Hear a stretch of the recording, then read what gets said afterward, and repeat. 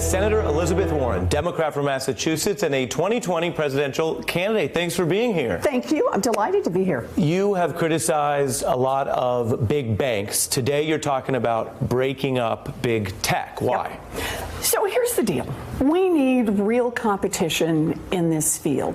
And there's a problem. So Amazon, Google, they own a platform, which is pretty cool, right? Where everybody comes to buy and sell or to do the searches. And at the same time, they own a bunch of businesses that are competing with all those folks who are coming, say, to Amazon in order to sell their goods. And they don't just compete straight up. They compete by being able to keep all of the information from every one of those companies and then decide, oh, I'm going after you, and I know how much to charge, and I know what kind of volume to expect. It's a little like being an umpire in baseball and owning a team.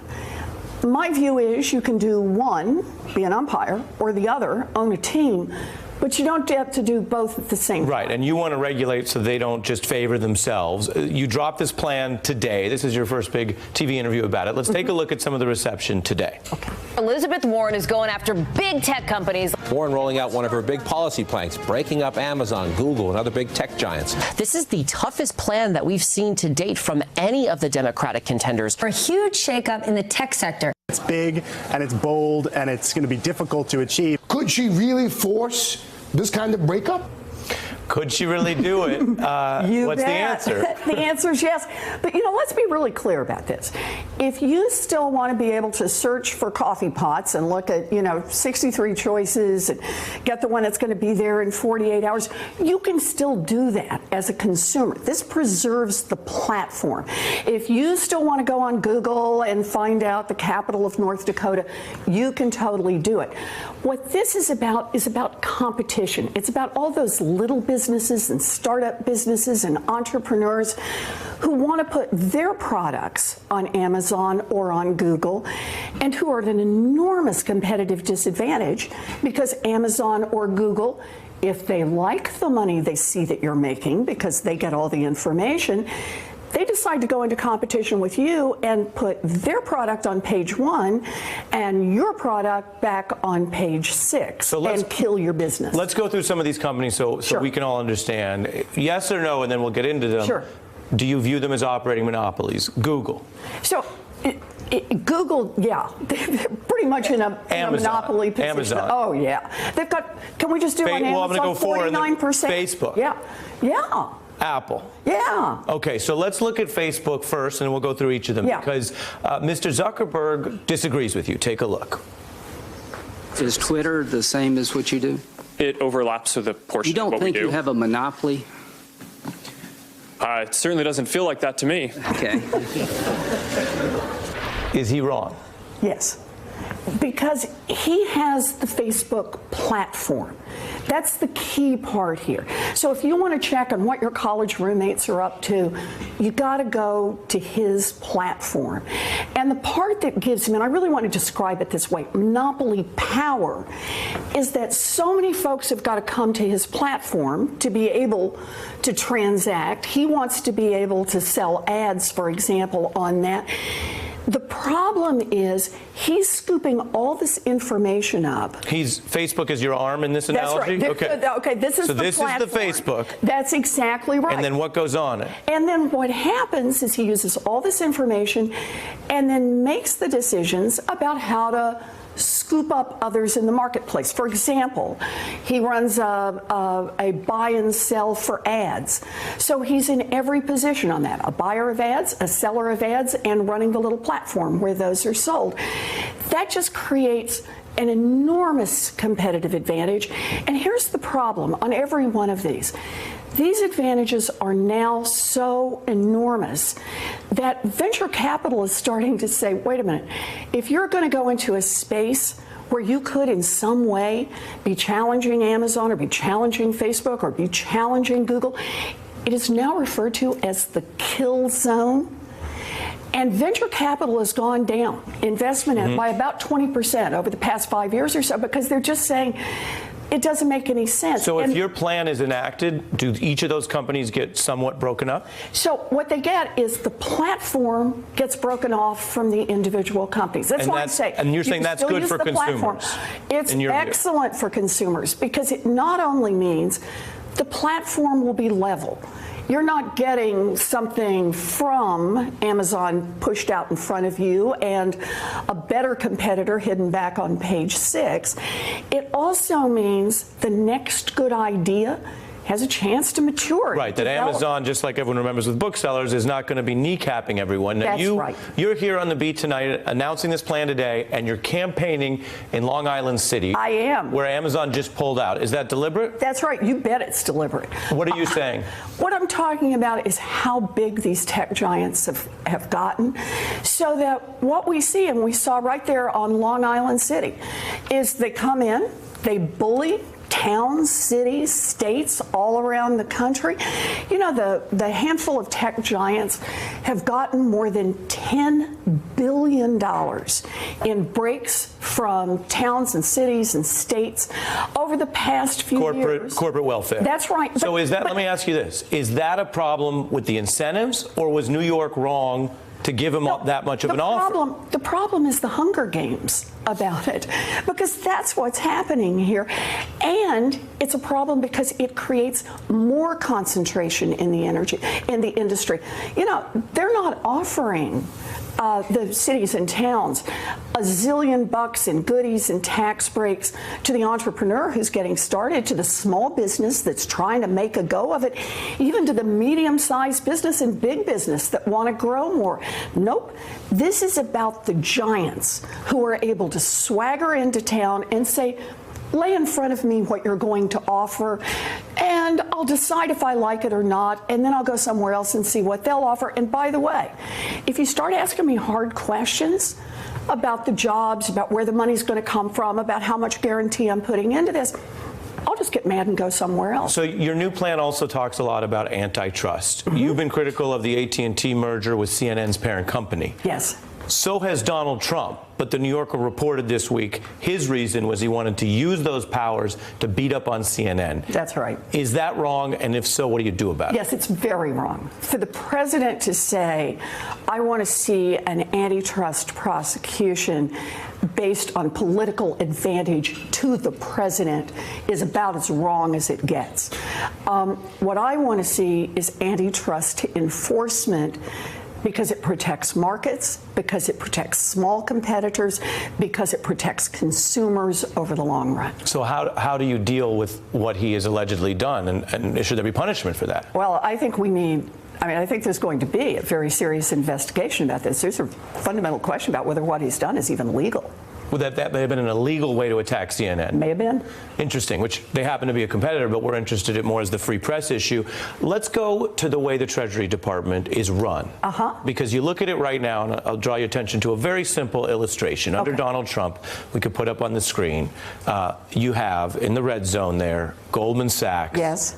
As part of Treasury Department leadership. But if you go back during the Obama era, we checked, and as you know, we had Goldman Sachs former executives running Treasury then. You go back to Bush, also Goldman Sachs. You go back to Bill Clinton, also Goldman Sachs. In a Warren administration, would there be a former Goldman Sachs executive running the Treasury Department? Nope. Is that a pledge? Yes. Oh, that's easy. So that's a litmus test. Absolutely. But let me tell you why. The problem we've got right now is a revolving door between Wall Street and Washington that causes everybody to be on guess for, wait a minute, the next time this Treasury Secretary puts forward a proposal, is it because it really helps the economy, helps the American consumer, helps the American homeowner, or is it because it helps their former and possibly future employer? Let's just do, for 1 second, the Gary Cohn example, another Goldman Sachs. You remember. With Trump, sure. That's exactly right. So Trump appoints Gary Cohn. He leaves Goldman Sachs. And Gary Cohn is going to have exactly one job, and that is to ramrod through a rewrite of the tax laws that will profoundly affect Goldman Sachs. So what does Goldman Sachs do as Gary walks out the door? They hand him nearly $250 million. It's a gift. They don't have to. Is it legal They say, here it bribery? is. I think of it as a pre-bribe. Pre-bribe. Yes. So Gary then goes out and guess what he does? He writes a tax law and Right. manages to help ramrod it through that benefits Goldman Sachs to the tune of, $250 million in the first go-round. And what you're and saying- then it's the gift that keeps on giving. What you're saying makes sense, and we Yeah. have such ripe targets. I think people could understand what you're pointing to. But what does it mean for the Democratic Party if this was also how Obama and Clinton ran the Treasury? Would you be a fundamental break with that, I guess, Look, is the question. The problem, I have written the biggest anti-corruption bill since Watergate because we have a fundamental problem in Washington. And understand, it's a problem that predates Trump by decades. Right. Trump may be the most extreme example now, the pre-bribes of Gary Cohn, for example. But we have a long-standing problem, and that's the influence of money on decision-making in Washington. So this bill has lots of pieces to it, including closing the revolving door between Wall Street and Washington, ending lobbying as we know it, putting a real ethics cop on the beat, saying that the heads of these agencies cannot be trading in Right. stocks. So or as a in political individual matter, are you stocks. basically writing off a bunch of Wall Street money, and then today you're writing off a bunch of Silicon Valley money? Maybe.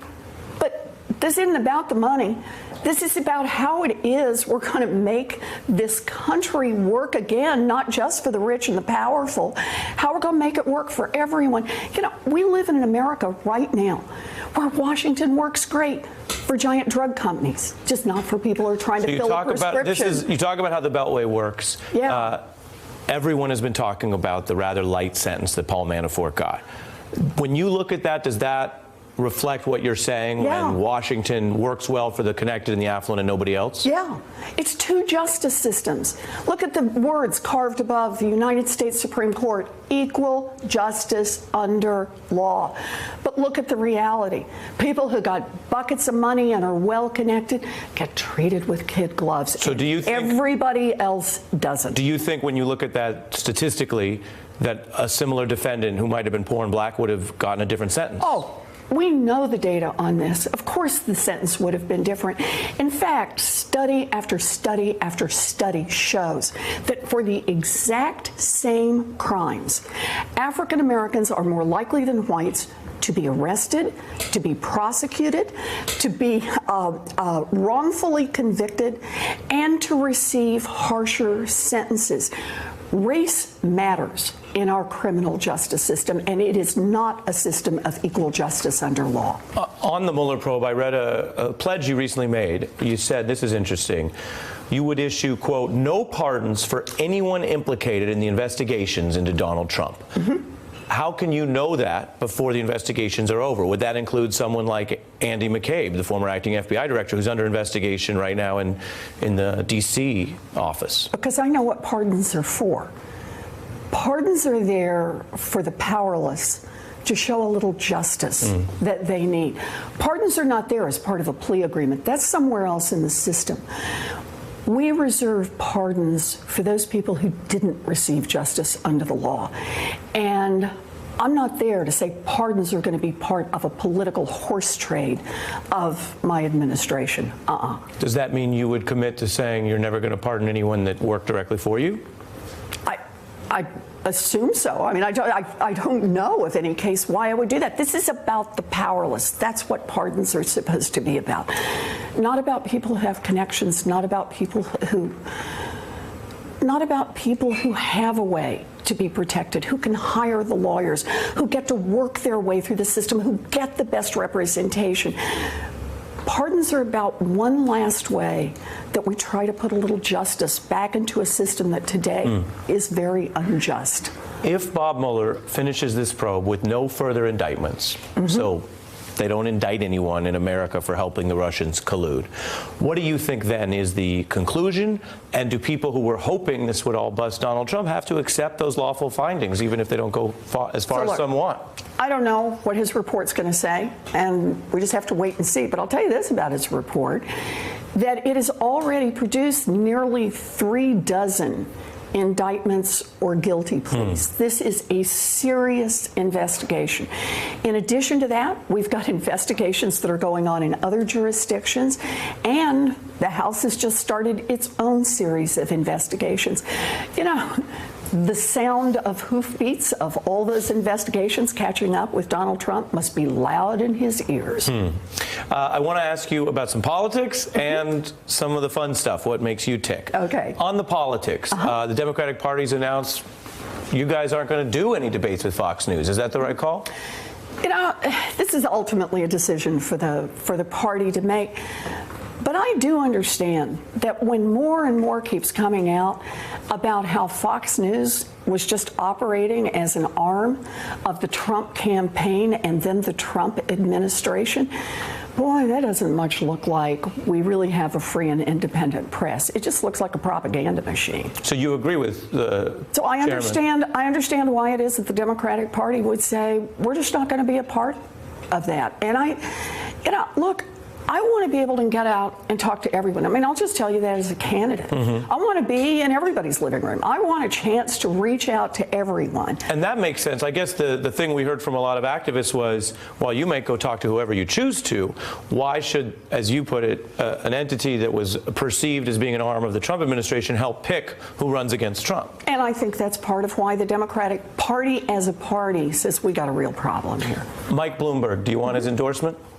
Look, I'm glad to have everybody's endorsement, but I'm not out looking for any of them. You're not going to ask. Not asking. You're not asking, Mr. Nope, Bloomberg. Not asking. Okay. Bernie Sanders has more individual donors right now than any other Dem candidate by a long ways. Is that because he's really popular with the grassroots, or is it because he's good at raising money? I assume it's because he's popular with the grassroots. Bernie's been out there fighting his fight, and you know that's got a lot of people energized. Is he the front runner? You need a pundit for this, but it sure looks like it. I mean, it does look like it. Punditry is not my your business, thing. But let me ask you something I was wondering, because you spent most of your life in other types of service. How old were you when you first thought, I think I might run for office? Oh, golly. Well, let's see. I could just do the math, but I was in my 60s. I never was going to do this. When you were teaching, this was not the next step. Not even close. I'm going to run through a couple of the quick ones. They're Okay. fun, or at least maybe nerdy fun. Okay. And we can do them as fast as possible. We call it a lightning round sometimes. Okay. Past or present, favorite member of the Federal Reserve Board of Governors? Oh, Janet Yellen. Janet Yellen. Oh, she is fabulous. International Women's Day, a woman past or present who inspires you? Oh, let me think. Bella Abzug. You know, a woman who just got out there and fought for what she believed in. I love it. I've got a couple one-word associations. If you could do it in a word. Some of them relate to your bill. Okay. Amazon. Can I have 2 words? Sure. Too big. Google. Too big. Facebook. Too big. Mark Zuckerberg. Too powerful. And that's really the point of the too bigs. It's they've got too much power. And they get to use that power now to dominate markets, to chew up competitors, and ultimately to change the consumer experience. We got to change that. Favorite song to work out to? Anything from Patsy Cline. Patsy Cline. Favorite, I love Patsy Cline. Favorite album or artist when you were growing up? Any of the Beatles. Beatles, sure. Probably the White Album. Yeah. Now I got to know your favorite Beatle. Oh no, that's not fair. That's like asking your favorite child. Right? I would guess, and what do I know? I don't know you that well. I would guess Lennon. George Harrison. Boom. Yeah. Your dream running mate throughout history, living or dead, if you could pick a person that would run with you. Teddy Roosevelt. A Republican. Yeah. Because he took on the trusts? Because he was brave. And he took on the trusts, and he didn't care how many people were going to be mad about it. And he did it, this is what's amazing, for the right reasons. It wasn't just that they were big. It wasn't just that they were dominating an economy. It wasn't just that they were putting farmers out of business and competitors out of business and small companies out of business. It was that they had too much political power. And it was the very fact of that political power that caused Teddy Roosevelt to say, I'm going to be a trust buster. Man, I'd like to have that guy at my side. There is a beloved actress who's been talking about you, Annette Bening. Yes. Let's take a look. I think we have this for you.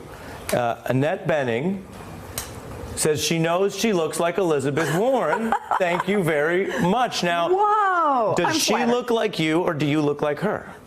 Either way, I'm totally happy with this comparison. You like this? Yes, I would do. you be comfortable if and when there's a Warren administration and then there's a Warren movie? Would you be comfortable with her playing you? I'm all in. You're ready for that? I'm ready. Have you guys ever met? Yes, actually. And? Once. I think she actually does. We kind of look Did you like talk each about it other. at the time? Yeah. Yeah. Just a How little could bit. you not? Yeah. How could we not? We have to ask before we let you go how Bailey's doing. This dog is beloved on You know, on your this campaign. dog is the best. Between the Bailey Cam and the opportunity to meet people and voters, and people have been bringing him little treats. So Bailey's filling out now for a 10-month-old dog. And he has his own greeting line as well as you. Oh, man, he does a photo line like you wouldn't believe. And I want to be really clear about this, Ari. It is not a competition. No. I say this because I definitely do not want to be in competition with a 10-month-old golden retriever. I've seen him. I'm a dog person myself. I'm sure he could get a lot of individual donors as well if he goes in that direction. That's right. Senator Warren, coming here on the day of your big tech announcement, we really appreciate it. I hope you'll come back on the beat. Good. Thank you. Thank you. Hey, I'm Ari Melber from MSNBC. You can see more of our videos right here, or better yet, subscribe to our YouTube channel below. You could have been anywhere in the world, but you're here with us, and we appreciate that.